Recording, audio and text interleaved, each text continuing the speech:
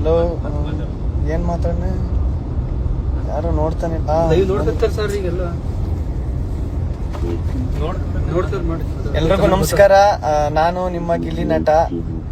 ಸಖತ್ತು ಖುಷಿ ಆಯ್ತು ಬಿಗ್ ಬಾಸ್ ಮನೆಯಿಂದ ಬಂದ್ಮೇಲೆ. ನಮ್ಮ ಲೈಫ್ ಬಿಗ್ ಬಾಸ್ ಮನೆಯಿಂದ ಆಚೆ ಈ ತರ ಇರ್ತದೆ, ಇಷ್ಟು ಜನ, ಇಷ್ಟು ಸಪೋರ್ಟು, ಇದೆಲ್ಲ ಇರ್ತದೆ ಅಂತ ಸತ್ಯವಾಗ್ಲೂ ನನ್ನ ಕನ್ಸು ಮನ್ಸಲ್ಲಿ ಅಂದ್ಕೊಂಡಿರ್ಲಿಲ್ಲ. ಎಲ್ಲ ನಿಮ್ಮ ಪ್ರೀತಿ ಪ್ರೋತ್ಸಾಹದಿಂದ ನನ್ನ ಕೈಲೇ ನಂಬಕೈತಿಲ್ಲ ಇದೆಲ್ಲನೂ. ನಾನೇ ಇನ್ನು ಏನಪ್ಪ ಇದು ಜೀವನ ಹಿಂಗೆ ಈ ಥರ ಅಂತಲೇ ಆ ಹ್ಯಾಂಗ್ ಓವರಲ್ಲಿ ಅವನು ಇನ್ನೂ. ನಿಜವಾಗ್ಲೂ ಬಿಗ್ ಬಾಸ್ ಶೋ ಏನಾರು ಒಪ್ಕೊಂಡಿಲ್ಲ ಅಂದಿದ್ರೆ ಇದೆಲ್ಲ ಆಯ್ತಾನೆ ಇರಲಿಲ್ಲ.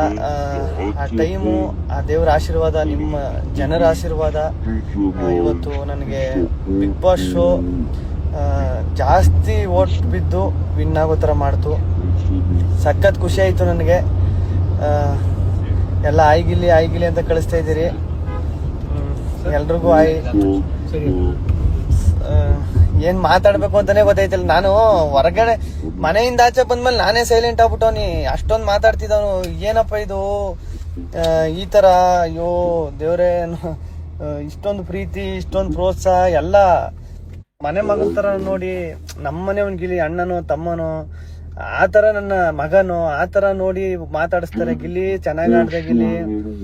ಬಿಗ್ ಬಾಸ್ ಶೋ ಮುಗಿದ್ಮೇಲೆ ನಾವು ಟಿವಿ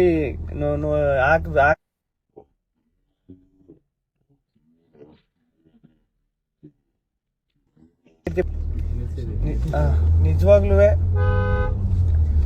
ಸಖತ್ ಅಂದ್ರೆ ಸಖತ್ತು ಖುಷಿ. ನಾನೊಂದು 6 ವಾರನೋ 7 ವಾರನೋ ಇದ್ದಾನೇನೋ, ಜಾಸ್ತಿ ಆಗುದಿಲ್ಲ ನನ್ನ ಕೈಲಿ. ಎಲಿಮಿನೇಷನ್ ಆಗ್ಬಿಡ್ತೀನಿ ಅಂತ ಓದೋನು ನಾನು. ಕೊನೆಗೆ 10 ವಾರ ಆಯ್ತು, 16 ವಾರ ಆಯ್ತು, ಫೈನಲ್ ಕಂಟೆಸ್ಟೆಂಟ್ ಆಯ್ತು, ವಿನ್ ಆಯ್ತು. ನಿಜವಾಗ್ಲೂ ಅದು ಅದೇ ಹೇಳ್ತಾವನೆಲ್ಲ, ಈಗಲೂ ನಂಬಕ್ ಐತಿಲ್ಲ ನನಗೆ ಇದೆಲ್ಲನೂ ಅಂತ. ಏನಪ್ಪ ನನ್ನ ಆಸೆ ಏನು ಅಂದ್ರೆ, ಈ ಪ್ರೀತಿ ಪ್ರೋತ್ಸಾಹ, ಈ ಜನರ ನಂಬಿಕೆ ಇದೆಲ್ಲನೂ ಕೊನೆವರೆಗೂ ಉಳಿಸ್ಕೊಬಿಟ್ರೆ ಸಾಕು ಅನ್ನೋ ತರ ಐತೆ. ನಾನು ಇರೋವರೆಗೂ ನಿಮ್ಮ ಕರ್ನಾಟಕ ಜನತೆ ಋಣನ ನಾನು ಯಾವತ್ತೂ ಮರೆಯಲ್ಲ. ಕರ್ನಾಟಕ ಮಾತ್ರ ಅಲ್ದೇನೆ ತಮಿಳ್ನಾಡು, ತೆಲುಗು, ಆಂಧ್ರ, ಆಮೇಲೆ ಎಲ್ಲ ಕನ್ನಡ, ಬೇರೆ ದೇಶದಲ್ಲಿ ಕನ್ನಡದವ್ರು ಇರೋರು, ನಮ್ಮ ಯೋಧರು, ಅವ್ರಂದ್ರೆ ನಮ್ಗೆ ಎಷ್ಟು ಖುಷಿ. ಅವರು ನಮ್ಮ ಗಿಲ್ಲಿ ಓಟ್ ಹಾಕ್ರಿ ಅಂತ ಗೆಲ್ಲಬೇಕು ಅಂತ ಅವರೊಂದು ವಿಡಿಯೋ ಮಾಡಾಕ್ತಾರೆ. ಆಮೇಲೆ ಬೇರೆ ಏನು ದೇಶದವ್ರು ಅವರು ವಿಡಿಯೋ ಮಾಡಾಕ್ತಾರೆ. ಬೇರೆ ರಾಜ್ಯದವ್ರು ರೀಲ್ಸ್ ಎಲ್ಲ ಹಾಕ್ತಾರೆ. ಅದೆಲ್ಲ ಸಖತ್ತು ಖುಷಿ. ನಮ್ಮ ರೈತರು ಎಷ್ಟು ಹೆಲ್ಪ್ ಮಾಡೋದು ನನಗೆ ಸಖತ್ ಖುಷಿ ಆಗೋಯ್ತು. ಸಂಕ್ರಾಂತಿ ಹಬ್ಬದಲ್ಲಿ ದನ ಕಿಚ್ಚೊಡಿಯುವಾಗ ದನದ ಮೇಲೆಲ್ಲ ಚಿತ್ರ ಬಿಡಿಸ್ಕೊಂಡು, ಕೊಂಬಿನ ಮೇಲೆಲ್ಲ ಫೋಟೋ ಅಂಟಿಸ್ಕೊಂಡು ಕಿಚ್ಚೊಡ್ದದ್ದು. ಆಮೇಲೆ ಇದು ಮನೆ ಪಾದಯಾತ್ರೆ ಫೋಟೋ ಇಟ್ಕೊಂಡು ಪಾದಯಾತ್ರೆ ಹೋಗೋದು. ಆಮೇಲೆ ರೀಲ್ಸ್ ಅಲ್ಲೆಲ್ಲ ಹೇಳುದು ಗಿಲ್ಲಿಗೆ ಓಟ್ ಹಾಕಿ ಅಂತ ಹೇಳುದು. ಎಷ್ಟು ಒಬ್ರು ಇಬ್ರು ಅಂತ ಹೇಳೋಕೆ ಆಗೋದು. ಆಮೇಲೆ ನಮ್ಮ ಸಿನಿಮಾ ಚಿತ್ರರಂಗದವ್ರು ಎಷ್ಟು ಸಪೋರ್ಟ್ ಮಾಡಿದ್ರು. ನಮ್ಮ ಶಿವಣ್ಣ ನಂಗೆ ಸಖತ್ತು ಇಷ್ಟ, ನಂಗೆ ಸಖತ್ತು ಫೇವ್ರೇಟ್. ನಮ್ಮ ಶಿವಣ್ಣ ಮಾತಾಡಿರೋದು ನನಗೆ ಸಖತ್ ಖುಷಿ ಆಯ್ತು. ಸುದೀಪಣ್ಣ ಕರ್ಸ್ಬಿಟ್ಟು ಅವ್ರು ಮಾತಾಡಿದ್ರು, ಅವ್ರ ಬುದ್ಧಿ ಹೇಳಿದ್ದು ಅಂದ್ರೆ ಎಲ್ಲ ಹಿಂಗ್ ಸಿಕ್ಕೈತೆ, ಕೇರ್ಫುಲ್ ಆಗಿರು, ನೋಡ್ಕೊಂಡು ಹೆಜ್ಜೆ ಇಡು ಅಂತ ಅವರು ಬುದ್ಧಿವಾದ ಹೇಳಿದ್ದು ಎಲ್ಲ.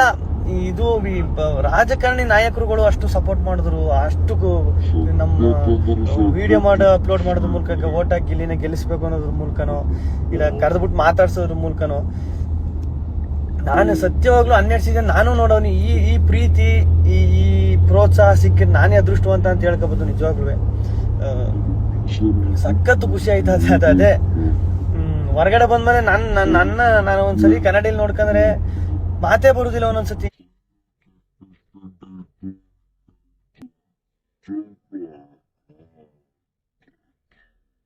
ಅನ್ನದಾನ ಮಾಡ್ತೀನಿ ಅಂತ ನಮ್ಮ KM ದೊಡ್ಡಿ ರೋಡಲ್ಲಿ 5 ರೂಪಾಯಿ ಒಂದು ಇಡ್ಲಿ, 5 ರೂಪಾಯಿ ಇಡ್ಲಿ, ದೋಸೆ 5 ರೂಪಾಯಿ, ಗಿಲ್ಲಿ ಗೆಲ್ಲುವರೆಗೂ ಗಿಲ್ಲಿ ಗೆಲ್ಲಿ ಅಂತ.